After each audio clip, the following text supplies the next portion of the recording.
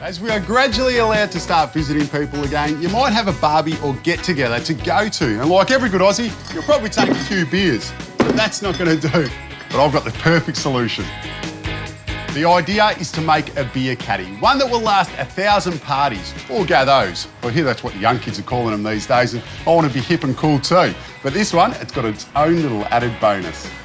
For the timber, I'm using some old recycled pallet material, and the first thing I need to do is cut it up to size, and I've worked my sizing around a standard 6-pack. Which means when finished, this beer caddy will be 250mm long and 185mm wide. Height is up to you, but mine will be 335mm. With everything cut out, I can now laminate our sides together to get our width of our beer caddy. To do that, I'll be using a dowel system. You then mark out where the dowels go. I'll drill them out. I'm using 8mm dowels and then glue it all up.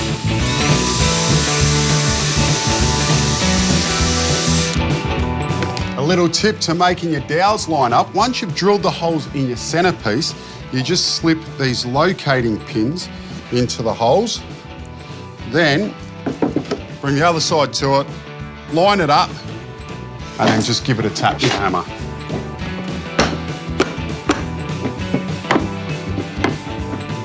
And what that does, it gives me the marks of where I need to drill my other holes.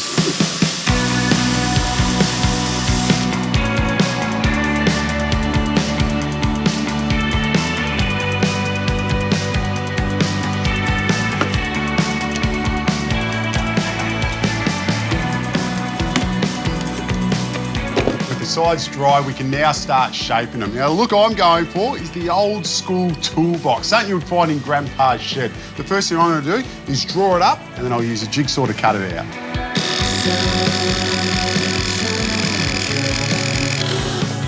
And the final bit of cutting is the handle, and I'm just using these to create my curves.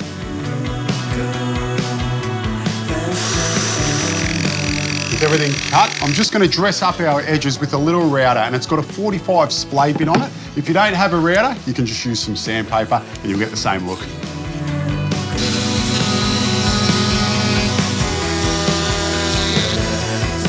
With all the pieces complete, I'm just going to go over everything with a black paint, but it's not going to stay that way.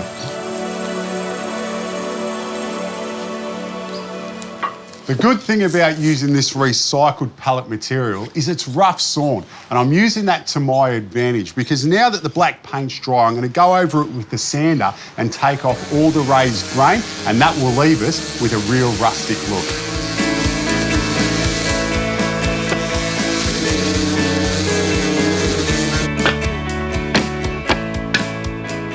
We're ready to start putting this beer caddy together.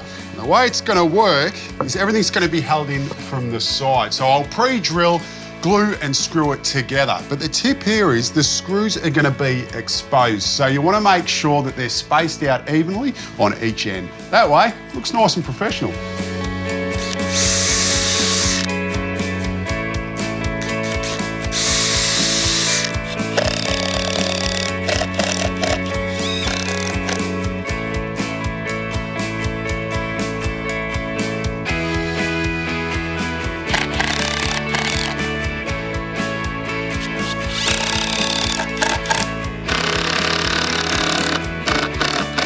And how cool is that looking?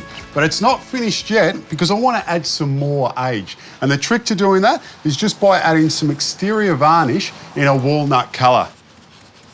And you watch, it'll age quicker than me than with my two girls.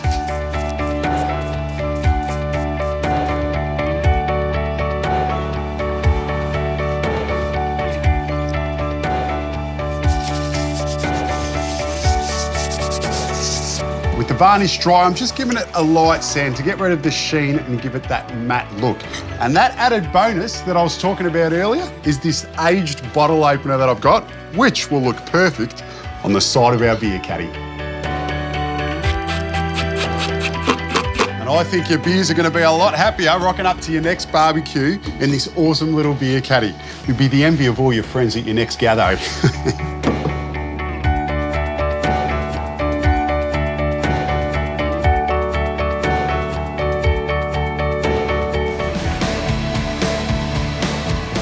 I promised myself being at home more that I'd learn a new skill. That's obviously not going too well for me, but they do say that practice makes perfect. And there is one thing I'm good at, and that is carpentry. So if you're thinking of giving DIY a go, I've got the easiest bench seat that you can build, and it's the perfect introduction to DIY. Let's give it a go.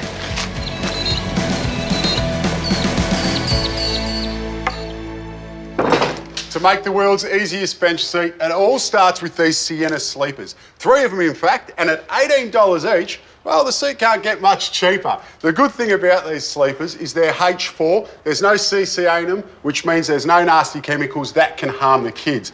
Now, this bench seat is going to have angled legs, which means I need to cut a 22.5-degree angle. Now, to get that, I'm using my drop saw. If you don't have a drop saw, you can get yourself a speed square. You can set whatever angle you like, and then it's a matter of just sitting it on your edge of your timber, marking it, and you can use a hand saw or circular saw to cut it out.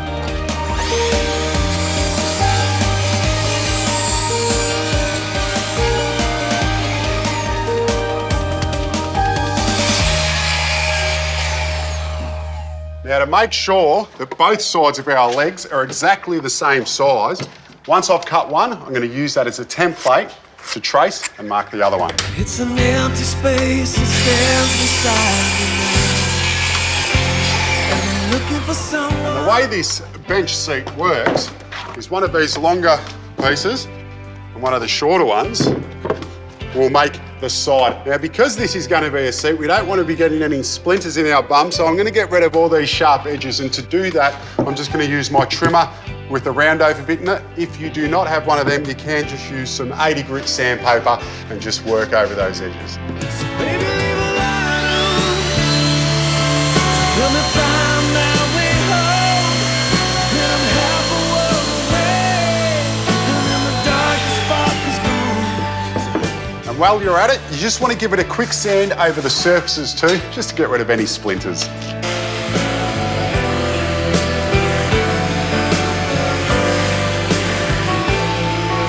With all the sanding complete, we are now ready to assemble our 2 sides.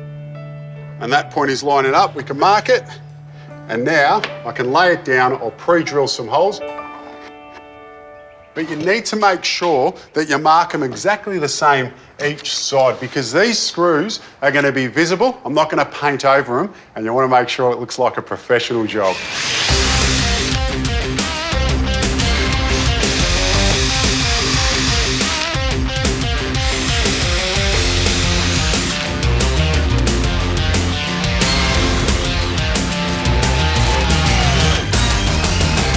For the paint, because it's an outdoor seat, you want to make sure you use external paint. And for the colour, well, you can choose whatever you like. I have 2 little girls that absolutely love colour, so I've gone with this bright blue, but in 2 different shades. That way, the seat stands out from the side.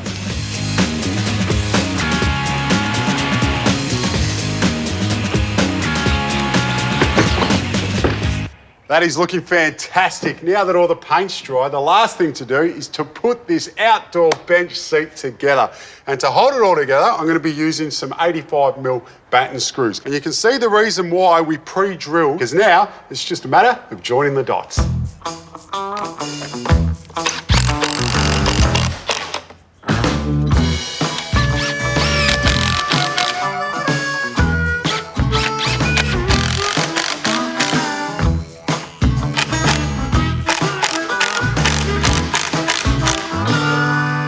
That is the world's easiest bench seat, and I think it looks pretty cool. Now, it's definitely time for me to go back to where I spent most of my junior footy career, and that's on the bench.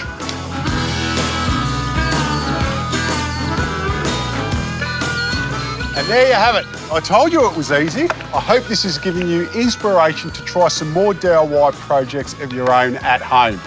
Now, my next project might just be a picture frame for my amazing painting that I created earlier. Some people call me Picasso. Nah.